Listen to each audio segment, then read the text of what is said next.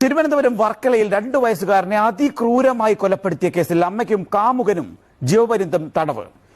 വർക്കല ചെറിയന്നൂർ സ്വദേശി 27-കാരി ഉത്തരയെയും കാമുകൻ രജീഷിനെയുമാണ് ശാസ്ത്രീയ തെളിവുകളുടെ അടിസ്ഥാനത്തിൽ കോടതി കുറ്റക്കാരനെന്ന് കണ്ടെത്തി ശിക്ഷിച്ചത്.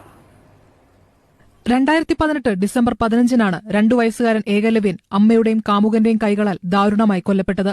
ഭർത്താവ് മനുവുമായി പിണങ്ങിയ ഉത്തര കാമുകൻ രജീഷുമായി വർക്കലയിലെ വാടക വീട്ടിലാണ് താമസിച്ചിരുന്നത്.